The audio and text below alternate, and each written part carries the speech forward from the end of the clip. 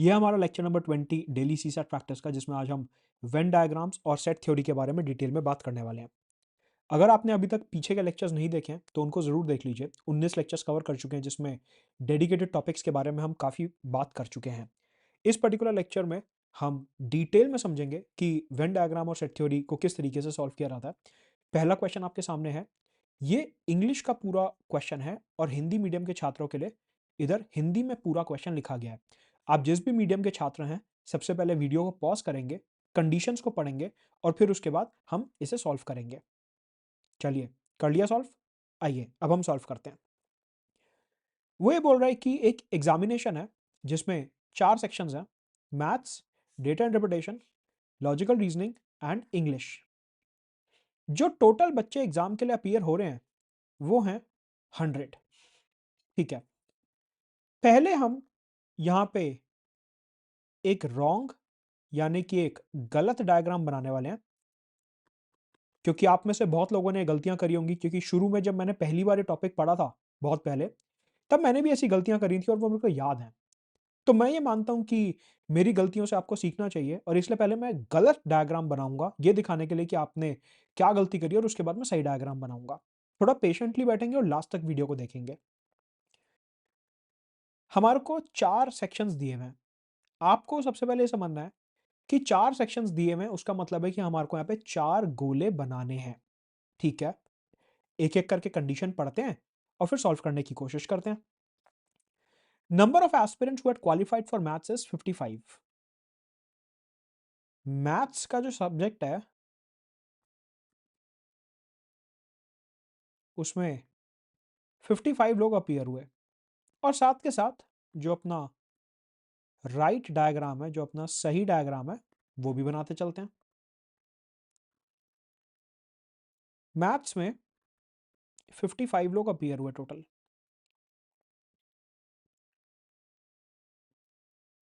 ठीक है, दूसरी कंडीशन, लॉजिकल रीजनिंग करके एक ऐसा सब्जेक्ट है जिसमें 38 लोग पास हुए। अब देखिए, यहां पर आप गलती क्या कर सकते हो, आप इधर बना दोगे लॉजिकल रीजनिंग कि सर जैसे आपने मैथ्स बनाया, मैंने लॉजिकल रीजनिंग बना दिया और उसमें 38 लड़के पास हुए हैं। ये डायग्राम गलत है। उसका रीजन ये है कि देयर इज अ पॉसिबिलिटी कि कुछ ऐसे स्टूडेंट्स हो जिन्होंने मैथ्स और लॉजिकल रीजनिंग दोनों क्लियर कराओ।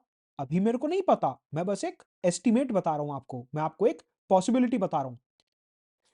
हो सकता है ये भी सही हो और हो सकता है ये भी सही हो। अभी हमारे को आगे पूरा क्वेश्चन पढ़ना पड़ेगा और उससे हमारे को समझ में आएगा कि कौन से वाली कंडीशन सही है।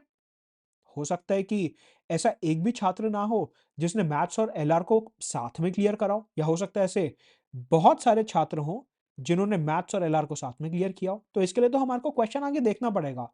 तो अभी आप एकदम से डायग्राम नहीं बना सकते। आप सिर्फ साइड में डेटा लिख लीजिए कि लॉजिकल रीजनिंग जो है वो 38 बच्चों ने पास करा। Number of aspirants who had qualified for maths and English is 30। अच्छा, मैथ्स और इंग्लिश मिला के टोटल 30 बच्चों ने पेपर पास करा। अब आप ये समझिए कि मैथ्स और इंग्लिश मतलब कि ये वाला पोर्शन हो गया, और यहां पे बहुत एस्पिरेंट ये गलती करेंगे कि सर मैथ्स और इंग्लिश का इंटरसेक्शन हमारे को ये दिख रहा है और ये जो है 30 बच्चों ने क्लियर करा है, तो यहां पे 30 लिख देते हैं कि ये जो मैथ्स और इंग्लिश है इसकी वैल्यू 30 है। अच्छा, चलिए देखते हैं। यहां पे लिख लेते हैं कि मैथ्स और इंग्लिश 30 बच्चों ने मिलकर क्लियर करा। एलआर और इंग्लिश 15 लोगों ने मिलकर क्वालिफाई करा। अब आप ये देखिए कि एलआर की यहां पे एक पॉसिबिलिटी ये बन रही है कि उसका इंग्लिश के साथ इंटरसेक्शन होगा, क्योंकि एलआर प्लस इंग्लिश वाले हमारे पास 15 बच्चे दिए मैं। मतलब कि ये वाला गोला तो गलत है। मतलब कि या तो मेरे को कुछ ऐसा गोला बनाना होगा एलआर का, या फिर कुछ ऐसा गोला बनाना होगा कि दोनों में से एलआर का एक गोला सही होगा। ठीक है, number of aspirants who had qualified maths and LR is 20। अच्छा, मेरे को ये समझ में आ गया कि एलआर का मैथ्स के साथ भी इंटरसेक्शन है। तो अब हमारा सही डायग्राम क्या बन रहा है कि इधर आ गया इंग्लिश और ये आ गया एलआर, कि एलआर का मैथ्स के साथ भी इंटरसेक्शन है, एलआर का इंग्लिश के साथ भी इंटरसेक्शन है। मतलब कि मैथ्स और इंग्लिश मिला के 30 बच्चों ने पेपर क्लियर करा और एलआर प्लस इंग्लिश मिला के 15 बच्चों ने पेपर क्लियर करा और एलआर के टोटल अभी तक 38 बच्चे हैं। ठीक है। The number of aspirant who had qualified maths LR and English is 5। जिन्होंने तीनों क्लियर करे हैं, LR plus English plus maths, उनका नंबर 5 है। अब आप ये समझिए कि एस्पिरेंट यहां पे क्या गलती करता है। एस्पिरेंट यहां पे गलती ये करता है,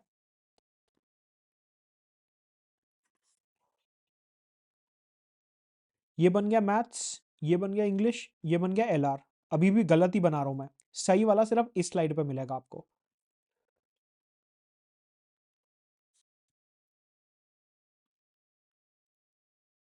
ठीक है। अब वो कह रहा है मैथ्स प्लस इंग्लिश में 30 बच्चे हैं, तो वो क्या करेगा, वो इधर 30 लिख देगा कि हाँ, मैथ्स और इंग्लिश का इंटरसेक्शन हो रहा है, ये 30 है।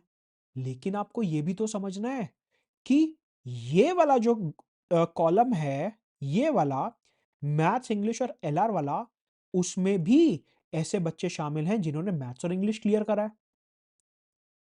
क्वेश्चन में ये जो वैल्यू 30 हमारे को दी हुई है, ये वाली number of aspirants who had qualified maths and English is 30, ये जो हमारे को 30 वाली वैल्यू दी हुई है, यहां पर कहीं पे भी वर्ड ओनली नहीं लिखा है। मतलब कि यहां पे ये नहीं लिखा कि ओनली मैथ्स और इंग्लिश वाले 30 हैं। आप समझिए, ये वाला जो कॉलम है, सिर्फ इतना, सिर्फ शेडेड वाला, ये है मैथ्स एंड इंग्लिश ओनली। लेकिन हमारे को दिया हुआ है कि मैथ्स और इंग्लिश वाले 30 बच्चे हैं, ओनली वर्ड का मेंशन यहां पे नहीं किया गया है। इसका मतलब ये है कि पूरा ये पूरा मिला के हमारे को 30 बच्चे दिए हैं मैथ्स और इंग्लिश के। मतलब कि ये वाला एरिया और ये वाला एरिया मिला के हमारे पास मैथ्स और इंग्लिश के 30 बच्चे हैं। मतलब इसका मतलब ये है कि हमारे को दिख रहा है कि एलआर मैथ्स और इंग्लिश वाले 5 बच्चे हैं। मतलब कि ऐसे 5 बच्चे हैं जिन्होंने तीनों एग्जाम क्लियर करे और मैथ्स और इंग्लिश वाले हमारे को 30 दिए हुए हैं।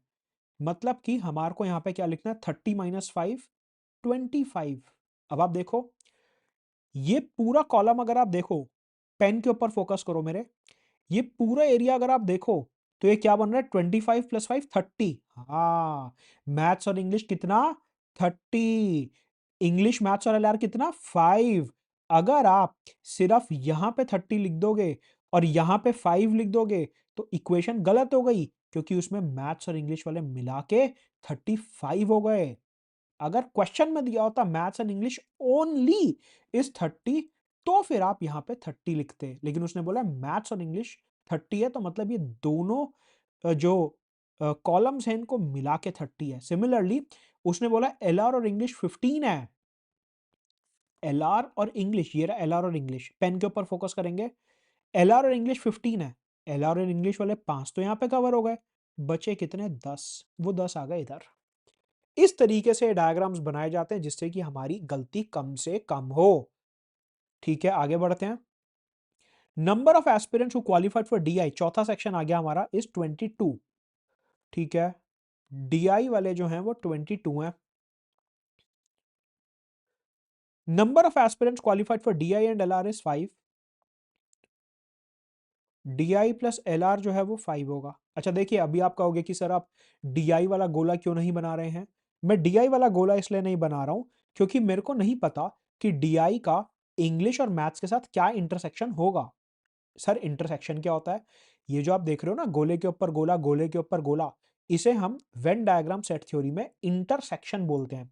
मतलब कि इस एरिया, इस ओवरलैप का मतलब होता है कि सपोज अगर यहां पे ये ओवरलैप हो रहा है, तो ये वाले जो बच्चे हैं 25, ये मैथ्स और इंग्लिश पढ़ रहे हैं, ये जो 5 है, ये 3 गोलों का इंटरसेक्शन है। देखिए आप, ये वाला गोला, ये वाला गोला और ये वाला गोला। ये जो नंबर 5 है, ये 3 गोलों का इंटरसेक्शन है। इस 5 का मतलब है कि इंग्लिश, मैथ्स और एलआर तीनों के बच्चे यहां पे पढ़ रहे हैं। फिर अभी आप ये 10 देखोगे तो यहां पे सिर्फ 2 गोलों का इंटरसेक्शन है, मतलब कि इधर इंग्लिश और एलआर ये दोनों पढ़े जा रहे हैं। तो इस तरीके से ये जो ओवरलैप वाला पोर्शन होता है, इसको हम वेन डायग्राम में इंटरसेक्शन बोलते हैं। तो अभी मेरे को ये तो समझ आ गया कि DI का LR के साथ इंटरसेक्शन होगा और उसमें 5 बच्चे आएंगे, लेकिन DI का इंग्लिश और मैथ्स के साथ क्या इंटरसेक्शन होगा, अभी मेरे को वो नहीं पता। आगे मैं पूरा क्वेश्चन देख लूं, फिर मेरे को समझ में आ जाएगा कि क्या हो रहा है। तो हमने देखा कि DI और LR में जो उत्तीर्ण हुए हैं उनकी संख्या 5 है, ठीक है। DI और मैथ्स में उत्तीर्ण करने वालों की संख्या भी 5 है। DI plus maths is 5। अच्छा, मतलब कि DI का इंटरसेक्शन LR के साथ भी हो रहा है, मैथ्स के साथ भी हो रहा है। अभी हमारे को यह समझना है कि DI का इंग्लिश के साथ इंटरसेक्शन कैसे होगा। DI, मैथ्स और LR में उम्मीदवारों की संख्या 5 है। अच्छा, मतलब कि DI, मैथ्स प्लस LR, इन तीनों का जो इंटरसेक्शन होगा वो भी 5 होगा। अंग्रेजी में टोटल पास होने वाले 50 हैं, इंग्लिश में टोटल पास होने वाले 50 हैं, ठीक है। जिन अभ्यर्थियों ने अंग्रेजी उत्तीर्ण की थी वो डीआई में उत्तीर्ण नहीं कर सके। मतलब कि वो ये बोल रहा है कि जो इंग्लिश में पास हो गया वो डीआई में पास नहीं हुआ, और जो डीआई में पास हो गया वो इंग्लिश में पास नहीं हुआ। मतलब कि डीआई और इंग्लिश का जो इंटरसेक्शन है वो 0 है। मतलब कि डीआई का सेक्शन कुछ इस तरीके से बनने वाला है, क्योंकि उसका इंग्लिश के साथ 0 इंटरसेक्शन हमारे को क्वेश्चन में दिया हुआ है कि उसका इंग्लिश के साथ कोई भी इंटरसेक्शन नहीं है। इसलिए आप देखो, इंग्लिश का गोला दूर है और डीआई का गोला भी दूर है। डीआई में टोटल 22 बच्चे पास हुए, ऐसा मेरे को इस कंडीशन से दिखता है, ठीक है। डीआई और एलआर में 5 बच्चे आते हैं, और डीआई और मैथ्स में भी 5 बच्चे आते हैं, और डीआई, मैथ्स और एलआर में भी 5 बच्चे आते हैं। सर ये तो कंफ्यूजन हो गई। ये जो डीआई प्लस एलआर है, अब हम गलत वाली स्लाइड पे आ गए हैं। सर डीआई और एलआर 5 दिया हुआ है, हाँ दिया हुआ है। सर डीआई और मैथ्स भी 5 दिया हुआ है, दिया हुआ है। सर डीआई, एलआर और मैथ्स भी 5 दिया हुआ है, दिया हुआ है। तो क्या सर इन तीनों में 5 लिख देंगे? ये तो गलत हो गया क्वेश्चन। आप समझिए, अगर मैं इन तीनों कंडीशंस को लिखने बैठता हूं और मैं इस तरीके से लिखता हूं तो ये गलत है। क्यों गलत है? इसलिए गलत है कि यहां पे ये जो डीआई और मैथ्स है ये 5 हो गया, इधर भी डीआई और मैथ्स आ रहा है। तो बेसिकली इस डायग्राम के हिसाब से डीआई प्लस मैथ्स जो है वो 10 हो जाएगा, क्योंकि डीआई और मैथ्स का इंटरसेक्शन इधर भी है और इधर भी है। सिमिलरली डीआई और एलआर का इंटरसेक्शन इधर भी है और इधर भी है, तो उस लॉजिक से डीआई प्लस एलआर जो है वो भी 10 हो जाएंगे। तो मतलब कि इधर भी मैंने गलती कर दी है। वो मेरे से कह रहा है कि डीआई और मैथ्स टोटल 5 है, डीआई और एलआर टोटल 5 है, और डीआई, एलआर और मैथ्स मिला के टोटल 5 है। मतलब कि सिंपली मेरे को यहाँ पे 5 लिखना है, इधर 0 इधर 0। क्यों? आप सॉल्व करके देख लो। ऐसे बच्चे जिन्होंने डीआई और एलआर क्लियर करा वो 5 है। डीआई और एलआर क्लियर करा, ये रहा डीआई और एलआर का इंटरसेक्शन, हाँ ये रहा 5, ठीक है करेक्ट। डीआई और मैथ्स वाले भी 5 हैं, डीआई और मैथ्स का इंटरसेक्शन ये रहा, हाँ सही बात है, डीआई और मैथ्स वाले भी 5 हैं, करेक्ट। डीआई, मैथ्स और एलआर वाले भी 5 हैं, डीआई, मैथ्स और एलआर वाले भी 5 हैं, ये रहा इंटरसेक्शन 5, सही बात है। तो सर एक बात बताओ कि डीआई में तो टोटल 22 बच्चे थे, अभी तक डीआई वाले सर्कल में हमारे पास सिर्फ 5 बच्चे आए हैं। समझिए, ये बहुत क्रिटिकल पॉइंट बताने जा रहा हूं, ध्यान से सुनेंगे। आप ये देखिए कि ये जो डीआई वाला पूरा गोला है, ये जो हमारे को दिया हुआ है ना कि डीआई में 22 बच्चे होंगे, इसका सिंपल सा मतलब ये है कि ये जो डीआई वाला सर्कल है, ये जो डीआई वाला सर्कल है, इसके अंदर जो टोटल बच्चे हैं वो 22 होने चाहिए। अभी मेरे को इसके अंदर टोटल बच्चे सिर्फ 5 दिखा रहा है। मतलब कि 17 बच्चे ऐसे हैं जिन्होंने सिर्फ डीआई पढ़ा, ना मैथ्स पढ़ा, ना एलआर पढ़ा। अब आप देखो, डीआई वाला सर्कल जो है वो टोटल 22 हो गया, 17 ये रहे, 5 ये रहे। तो इस टाइप के क्वेश्चन में यही किया जाता है कि जब आपने इंटरसेक्शंस निकाल दिए, आखिरी में जो बच गया उसको सिंपली इधर लिख देते हैं डी आई ओनली में। सिमिलरली आप देखिए वो हमसे क्या बोल रहा है क्वेश्चन में कि जो मैथ्स वाले बच्चे हैं वो 55 हैं। मैथ्स वाला गोला देख लो 25, ये मैथ्स वाला गोला देखो, ध्यान से फोकस करो सिर्फ मैथ्स पे। 25 और 5 30 और 5 35। अब हमारे को दिया हुआ है कि मैथ्स और एलआर मिला के 20 बच्चे हैं। मैथ्स और एलआर मिला के 20 बच्चे हैं, ठीक है। मतलब कि आप ये देखो ये वाला जो गोला है ना, मैथ्स और एलआर का इंटरसेक्शन देखो सिर्फ, ये एलआर का गोला है, ये मैथ्स का गोला है। सिर्फ मैथ्स और एलआर के गोले पे देखो, यहाँ पे टोटल 20 बच्चे चाहिए। 5 आ गए ये वाले, 5 आ गए ये वाले, बचे 10। 10 यहाँ पे लिख दिया। मैथ्स में टोटल हमारे को 55 बच्चे चाहिए, राइट। हमारे पास कितने बच्चे आ गए मैथ्स वाले सर्कल में अभी? 25 और 5 30 40 45। तो 10 बच्चे रह गए, 10 बच्चे हैं जो सिर्फ मैथ्स पढ़ रहे हैं। एलआर में हमारे को 38 बच्चे चाहिए। एलआर में अभी तक हमारे पास कितने बच्चे आ गए? 10 और 5 15। एलआर के गोले पे फोकस करो। 10 5 15 25 और 5 30। 8 बच्चे ऐसे हैं जिन्होंने सिर्फ एलआर पढ़ी है। इंग्लिश में हमारे को कितने बच्चे चाहिए? टोटल 50 बच्चे चाहिए। तो इंग्लिश में कितने बच्चे आ गए? 25 और 10 35 और 40। तो 10 बच्चे आपके इधर आ गए ओनली इंग्लिश में। ये आपका कंप्लीट डायग्राम बनेगा। ये तो बन गया डायग्राम। अब आपको यहां पे क्या टेस्ट करना है, एक ट्रिक बता रहा हूं और बहुत अच्छी ट्रिक है कि आपके पास टोटल 100 बच्चे थे। अब आपने यहां पे जितने भी नंबर लिखे हैं ना अंदर डब्बे के अंदर, ये वाले नंबर्स नहीं, ये वाले नंबर्स नहीं, ये वाले नंबर्स नहीं, इंग्लिश में टोटल थे 50। ये वाले नंबर्स नहीं, जो आपने सर्कल्स के अंदर नंबर लिखे हैं ना उनको ऐड करके देख लो, वो 100 आना चाहिए। देख लेते हैं। 10 और 25 35, 35 प्लस 5 40, 40 प्लस 10 50, 60 70, 70 और 5 75, 83 और 1700। एकदम सही डायग्राम बना है कि सर्कल्स के जो अंदर बच्चे बैठे हैं वो टोटल हो गए 100। इस तरीके से ये डायग्राम बनना था। अब क्वेश्चन सॉल्व करते हैं। The number of aspirants who had qualified only in DI, only in DI, सिर्फ डीआई देखना है, डीआई का किसी और के साथ इंटरसेक्शन नहीं देखना, ओनली डीआई। क्या ये 0 ओनली डीआई है? नहीं, ये डीआई और मैथ्स का इंटरसेक्शन है। क्या ये 5 ओनली डीआई है? नहीं, ये जो 5 है ये मैथ्स एलआर और डीआई का इंटरसेक्शन है। क्या ये 0 ओनली डीआई है? नहीं, ये डीआई और एलआर का इंटरसेक्शन है। क्या ये 17 ओनली डीआई है? हाँ, ये ओनली डीआई है क्योंकि यहां पे कोई और इंटरसेक्शन नहीं हो रहा है। इसलिए हमारा पहले क्वेश्चन का आंसर हो गया 17 कि ये वाला जो गोला है ये 17 जो है ये दिखा रहा है ओनली डीआई।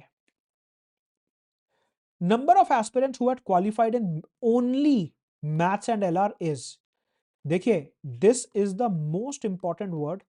अगर आपने ये ओनली वर्ड स्किप कर दिया तो आपका क्वेश्चन का आंसर चेंज हो जाएगा। तो इसलिए वेन डायग्राम और सेट थ्योरी में ओनली वर्ड का महत्व बहुत ज्यादा है। पूरा क्वेश्चन आपका चेंज हो जाएगा इस ओनली के होने या ना होने से। तो ऐसे में वो ये पूछ रहा है ओनली मैथ्स और एलआर में कितने लोगों ने क्वालिफाई करा, ओनली मैथ्स और एलआर। ये रहा मैथ्स, ये रहा एलआर। अब आप ये देखिए कि ये 5 जो है यहां पे इंग्लिश भी आ रहा है, तो it is not only maths LR. ये वाला जो 5 है यहां पे डीआई भी आ रहा है, तो it is not only maths and LR. ये जो बीच वाला 10 है यहां पे सिर्फ मैथ्स आ रहा है और एलआर आ रहा है, यहां पे ना तो इंग्लिश आ रहा ना डीआई आ रहा। तो मतलब ये जो 10 है this is only maths and LR. ऊपर वाला 5 और नीचे वाला 5 कंसिडर नहीं होगा क्योंकि उधर इंग्लिश और डीआई आ रहे हैं। हमारे को चाहिए ओनली मैथ्स एंड एलआर। इसका आंसर 10 हो जाएगा। Number of aspirants who had qualified in at least का मतलब होता है कम से कम, मिनिमम। कम से कम 2 सेक्शंस में जो पास हुए हैं उनका नंबर बताइए, कम से कम 2। इसका मतलब क्या होता है? इसका मतलब ये है कि हमारे को वो सारे उम्मीदवार निकालने हैं जो 2 सेक्शंस में पास हुए हैं, 3 सेक्शंस में पास हुए हैं और 4 सेक्शंस में पास हुए हैं। अगर यहाँ पे लिखा होता ओनली 2 या ओनली 3 तो हम फोकस करते सिर्फ उन सेक्शंस के ऊपर, लेकिन यहाँ पे हमारे को दिया हुआ है एटलीस्ट। एटलीस्ट का मतलब होता है कम से कम 2, 2, 3, 4। तो हमारे को ऐसे उम्मीदवार निकालने हैं जो 2 सेक्शंस में पास हुए हैं, 3 सेक्शंस में पास हुए हैं और 4 सेक्शंस में पास हुए हैं। मतलब हमारे को जितने भी यहाँ पे इंटरसेक्शंस हो रहे हैं वो निकालने हैं। 25 मैथ्स और English, 5 maths English LR 30 plus 10 English LR 40, 40 plus 10 maths और एलआर 50, 50 और ये 5 मैथ्स एलआर डीआई 55। टोटल ऐसे 55 बच्चे हैं जो कम से कम 2 सेक्शंस में पास हुए हैं। अब आप यहाँ पे देखिए कि हम ये 10 काउंट नहीं करेंगे क्योंकि ये एक सेक्शन में पास होने वाले बच्चे हैं। हम 8 काउंट नहीं करेंगे, ये भी एक सेक्शन वाले बच्चे हैं। ये 17 काउंट नहीं होगा क्योंकि ये भी एक सेक्शन वाले बच्चे हैं। और ये 10 काउंट नहीं होगा क्योंकि ये भी एक सेक्शन वाले बच्चे हैं। हमारे को यहाँ पे कम से कम 2 सेक्शन चाहिए थे। Find the number of aspirant who had qualified none of the sections. ऐसे कितने बच्चे हैं जिन्होंने एक भी सेक्शन क्वालिफाई नहीं करा? हमने देखा कि टोटल बच्चे 100 थे और इन डब्बों के अंदर भी 100 बच्चे आ रहे हैं। मतलब हर बच्चे ने कम से कम एक सेक्शन तो क्लियर करा ही है, तभी अंदर का टोटल जो है वो 100 आ रहा है। अगर अंदर का टोटल 100 नहीं आ रहा होता, सपोज करिए ये 100 वैल्यू दी हुई है और अंदर का टोटल 95 आ रहा होता सपोज करिए, तो फिर हम कहते हैं कि 5 बच्चे ऐसे हैं जिन्होंने एक भी सेक्शन क्लियर नहीं करा। लेकिन अभी अंदर हमारा क्योंकि 100 टोटल बैठ रहा है, इसका मतलब एक भी बच्चा ऐसा नहीं है जो फेल हुआ हो या उसने एक भी सेक्शन क्लियर ना करा हो, इसलिए आंसर हो गया 0। तो चलते हैं आगे अपने अगले सवाल पे। इसी टॉपिक के ऊपर बेस्ड एक और सवाल है। एक कंपनी में टोटल 60 वर्कर्स काम करते हैं, उसमें से 25 फीमेल्स हैं, 28 की शादी हुई हुई है, 26 ग्रेजुएट्स हैं, 20 मैरिड लोग और ग्रेजुएट लोग ऐसे हैं जिसमें से 9 लोग मेन हैं, 15 जो हैं वो ग्रेजुएट हैं आदमी, 15 आदमी जो हैं वो मैरिड हैं। और इसके ऊपर बेस्ड हमारे को कई सारे क्वेश्चंस दिए हुए हैं जो हमारे को सॉल्व करने हैं, लेकिन उससे पहले इसका एक बारी डायग्राम बनाते हैं। हमें पता है कि टोटल वर्कर्स जो हैं वो हमारे को 60 दिए हुए हैं। देखिए इस टाइप के क्वेश्चंस में ना क्या करते हैं कि हमेशा हमेशा हमेशा जो आपके ये कोड्स होते हैं ना, इनको अपनी भाषा में इजी तरीके से लिखते रहा कीजिए। यही सेम चीज मैंने आपको सिटिंग अरेंजमेंट, कॉम्प्लेक्स अरेंजमेंट में भी बताई थी कि इस तरीके से अगर आप साइड में कोड्स लिखते रहोगे ना, तो आपको बहुत आसानी हो जाएगी और आपके लिए बार बार क्वेश्चन पढ़ने की नीड जो है वो खत्म हो जाएगी। ठीक है। फीमेल वर्कर्स जो हैं वो 25 हैं, टोटल वर्कर्स हैं उसमें फीमेल्स जो हैं वो 25 हो गई। इसका मतलब यहाँ पे मेल्स कितने हो गए? 60 माइनस 25, दैट इज 35 मेल्स हो गए। 28 वर्कर्स जो हैं वो मैरिड हैं,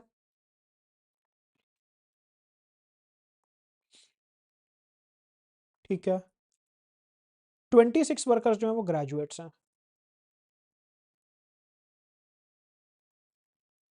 अब एक काम करते हैं, थोड़ा डायग्राम बनाने की कोशिश करते हैं। हमारे को यहाँ पे 4 कैटेगरीज दी हुई हैं, मेल, फीमेल, ग्रेजुएट और मैरिड। सपोज करिए अगर ये मैं मेल का डब्बा बनाता हूँ, एक गलत डायग्राम बना के देखते हैं। पहले मैं आपको एक कॉन्सेप्ट क्लियर करता हूँ।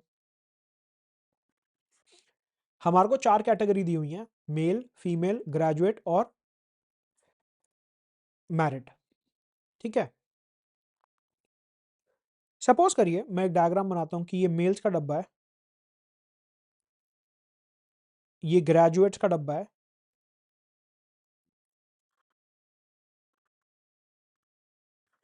ये मैरिड का डब्बा है और ये हो गया फीमेल्स का डब्बा। ये डायग्राम मैंने एकदम गलत बनाया है, क्यों? क्योंकि मेरे को यहाँ पे दिख रहा है कि मेल और फीमेल का काफी ज्यादा इंटरसेक्शन हो गया। इसका मैथमेटिकल इंटरप्रिटेशन क्या निकलता है? इसका मैथमेटिकल इंटरप्रिटेशन ये निकलता है कि कुछ मेल्स जो हैं वो फीमेल्स हैं और कुछ फीमेल्स जो हैं वो मेल्स हैं, which is not possible biologically. इसलिए ये डायग्राम जो है आप में से अगर किसी ने बनाया है तो ये एकदम गलत डायग्राम बनाया है, क्योंकि यहाँ पे हमारे को क्लियरली पता है कि जो फीमेल्स हैं उनका मेल्स के साथ यहाँ पे इंटरसेक्शन नहीं हो सकता, इस वजह से ये डायग्राम गलत बना है। मतलब कि अगर ये मेल्स का डब्बा है तो फीमेल्स का डब्बा ऐसा बनेगा जिसका मेल्स के साथ कोई भी इंटरसेक्शन नहीं होगा, क्योंकि फीमेल्स फीमेल्स हैं और मेल्स मेल्स हैं। कोई भी ऐसी कंडीशन क्वेश्चन में नहीं दी गई कि कुछ मेल्स जो हैं वो फीमेल्स हो सकती हैं और कुछ फीमेल्स मेल्स हो सकते हैं, ऐसी कोई कंडीशन हमारे को क्वेश्चन में नहीं दी गई है। अब इसके बाद हमारे को ग्रेजुएट की कंडीशन दी गई है और हमारे को मैरिड की भी कंडीशन दी गई है।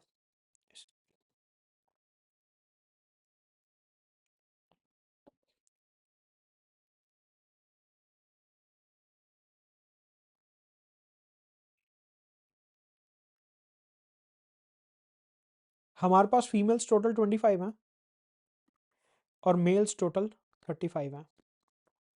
ठीक है, टोटल मैरिड लोग 28 हैं और टोटल ग्रेजुएट्स 26 हैं और टोटल वर्कर्स जो हैं वो 60 होने चाहिए, मतलब कि सर्कल के अंदर जितनी वैल्यूज आएंगी उनका सम 60 होना चाहिए। 20 married workers are graduates of which 9 are men. इसका सिंपल सा मतलब ये है कि 9 आदमी ऐसे हैं जो ग्रेजुएट और मैरिड दोनों हैं। 9 आदमी ऐसे हैं जो ग्रेजुएट और मैरिड दोनों हैं, जिन्होंने ग्रेजुएशन भी करी हुई है और जो शादीशुदा भी हैं। 9 पुरुष ऐसे हैं, लेकिन टोटल लोग तो ऐसे 20 थे, मतलब कि 11 महिलाएं ऐसी हैं जो ग्रेजुएट और शादीशुदा हैं। 11 महिलाएं ऐसी हैं जो ग्रेजुएट और शादीशुदा हैं। देखिए रिपीट कर देता हूं ये थोड़ा सा part. 20 married workers are graduate, मतलब कि मैरिड और ग्रेजुएट का इंटरसेक्शन हो गया कि ऐसे 20 हैं टोटल। मैरिड और ग्रेजुएट जो हैं टोटल 20 हैं, उसमें से 9 जो हैं वो पुरुष हैं। अभी 20 टोटल ग्रेजुएट और मैरिड थे, उसमें से 9 पुरुष गए तो हमारे पास 11 महिलाएं बचती हैं। तो आप देखिए हमारी ये कंडीशन फुलफिल हो गई। 9 male married graduate, 11 female married graduate, और ये टोटल देख लो ग्रेजुएट और मैरिड ये 20 बन रहा है। उसने ही बोला हुआ था मैरिड और ग्रेजुएट टोटल 20 होना चाहिए, वो 20 बन रहा है। 9 + 11 ग्रेजुएट और मैरिड के इंटरसेक्शन में 20 बन रहा है। ये वाला पोर्शन जीरो हो जाएगा। क्यों? अभी बिना मेल फीमेल के ग्रेजुएट और मैरिड का क्या करेंगे? आप ये समझिए, ये जीरो हमारे को क्या दिखा रहा है? ये जीरो दिखा रहा है कि ऐसा कोई भी व्यक्ति नहीं है जो मैरिड भी हो ग्रेजुएट भी हो लेकिन ना मेल है ना फीमेल है। तो ऐसे में ये जो जीरो वाला कॉलम है ये हमारे को दिखा रहा है कि ग्रेजुएट और मैरिड लोग सिर्फ जीरो हैं, उनका मेल या फीमेल होना जरूरी है। ये हमारे को ये सिग्निफाई कर रहा है। ठीक है, 11 मेन आर ग्रेजुएट, 11 पुरुष जो हैं वो ग्रेजुएट हैं। अब आप समझो, 11 पुरुष अगर ग्रेजुएट हैं तो इधर मेल और ग्रेजुएट में हमारे को टोटल 11 चाहिए। 9 इधर आ गया, बचा कितना? 2। टोटल 11 हो गया। मेल और ग्रेजुएट हमारे को 11 चाहिए, सॉरी 15 चाहिए थे, तो 6 हो गया। लॉजिक सेम रहेगा, ये 6 हो गया। हमारे को मेल और ग्रेजुएट 15 चाहिए, मेल और ग्रेजुएट 15 चाहिए, 9 इधर आ गए, बचे 6, टोटल 15 हो गया। अब वो कह रहा है 15 मेन जो है वो शादीशुदा हैं, मतलब कि आदमी और शादीशुदा टोटल 15 चाहिए। मतलब कि ये वाला जो गोला है यहाँ पे मेरे को टोटल 15 चाहिए। 9 ये आ गया, बचा कितना? 6। 9 और 6 15। शादीशुदा और आदमी टोटल 15 चाहिए थे, बचा कितना? टोटल हमारे को 35 मेल्स चाहिए। अभी तक हमारे पास कितने मेल्स आ गए? 6 और 6 12, 12 और 9 21, बचे 14। ये 14 वो आदमी है जो ना तो ग्रेजुएट है और ना ही शादीशुदा है। तो आप देखिए यहाँ पे मेल्स की कंडीशन फुलफिल हो गई, ग्रेजुएट की कंडीशन फुलफिल हो गई कि ग्रेजुएट में टोटल 26 लोग चाहिए थे। 6 और 9 15, 15 और 11 26। ठीक है, और हमारे को और कोई कंडीशन यहाँ पे मैरिड की कंडीशन 28। ठीक है, एक बारी मैरिड की कंडीशन देख लेते हैं। मेल्स की कंडीशन पूरी हो गई, ग्रेजुएट की हो गई, मैरिड की रह गई। भी मैरिड टोटल 28 चाहिए। अब आप ये समझिए कि 9 लोग यहाँ पे मैरिड हो गए, 6 लोग यहाँ पे मैरिड हो गए, 15, 15 + 11 26, कि 26 जो हैं वो यहाँ पे मैरिड हो गए, तो बचे कितने? 2 लोग, टोटल 28 चाहिए। तो 2 ऑब्वियसली यहाँ पे आएगा कि 2 फीमेल्स ऐसी हैं, 2 फीमेल्स ऐसी हैं जो मैरिड होंगी। 11 ये मैरिड हो गई, 2 ये मैरिड हो गई, टोटल 13 फीमेल्स मैरिड हो गई, क्योंकि मेरे को मैरिड वाले डब्बे में 28 पूरा करना है एज पर द कंडीशन। तो 6 और 9 15, 15 और 11 26 और 2 28। ठीक है, एक बारी ग्रेजुएट वाला कॉलम देख लेते हैं। टोटल ग्रेजुएट मेरे को 26 चाहिए। ग्रेजुएट वाले डब्बे में जितना भी आ रहा है वो सब ऐड कर दो। 9 और 6 15, 15 प्लस 11 26। मतलब कि ग्रेजुएट में यहाँ पे भी 0 आएगा, यहाँ पे भी 0 आएगा, और मैरिड में इधर 0 आएगा, क्योंकि इनका नंबर पूरा हो चुका। जो नंबर पूरे हो चुके हैं, बची हुई जगहों पे हमारे को 0 लिखना होता है। एंड में हमारे पास क्या बचता है कि जो विमेन है वो 11 यहाँ पे हैं और 2 यहाँ पे हैं, 13, टोटल 25 फीमेल्स थी। तो 13 को 25 में से सब्ट्रैक्ट करेंगे, हमारे पास 12 आएगा कि 12 महिलाएं ऐसी हैं जो ना तो ग्रेजुएट है ना ही मैरिड है। तो हमने ओवरऑल नंबर देखा कि इन नंबरों को देखते हुए हमने अपनी कंडीशन फुलफिल करनी है। अब टोटल वर्कर 60 हैं, तो डब्बे के अंदर जितने वर्कर्स आ रहे हैं उनको ऐड करके देख लेते हैं। टोटल 60 आना चाहिए। 14 प्लस 6 20, 20 प्लस 9 29, प्लस 6 35, 35 प्लस 11 46, 48 और 12 60। 60 कंडीशन फुलफिल हो रही है पूरी। How many unmarried women are graduate? ऐसी कितनी अनमैरिड वीमेन है जो ग्रेजुएट है? मतलब कि शादीशुदा वाले डब्बे के बाहर का चाहिए, लेकिन ग्रेजुएट वाले डब्बे के अंदर का चाहिए। शादीशुदा के बाहर का चाहिए और ग्रेजुएट के अंदर वाला चाहिए। मेरे को क्लियरली दिखता है कि यहाँ पे एक भी फीमेल ऐसी नहीं है जो अनमैरिड ग्रेजुएट हो। जितनी भी फीमेल ग्रेजुएट है उन सबकी शादी हुई हुई है। अनमैरिड ग्रेजुएट यहाँ पे 0 आ रहा है, तो आंसर आपका हो गया 0।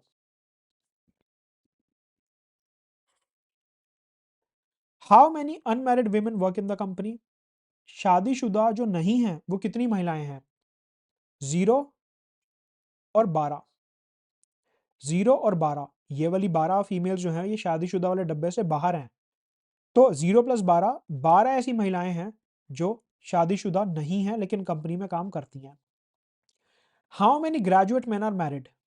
ग्रेजुएशन वाले डब्बे में भी और शादीशुदा वाले डब्बे में भी कितने पुरुष हैं? ये जो 6 लोग हैं ये ग्रेजुएट तो हैं लेकिन शादीशुदा नहीं है। ये 6 लोग शादीशुदा हैं लेकिन ग्रेजुएट नहीं है। सिर्फ ये 9 लोग दिखते हैं जो पुरुष भी हैं, शादीशुदा भी हैं और ग्रेजुएट भी हैं। तो अपना आंसर यहाँ पे 9 हो गया कि 9 ऐसे लोग हैं। तो ये था वेन डायग्राम और सेट थ्योरी। वीडियो पसंद आया तो लाइक जरूर करेंगे, चैनल को सब्सक्राइब कर लीजिए, टेलीग्राम चैनल ज्वाइन कर लीजिए। मिलेंगे अगले लेक्चर में।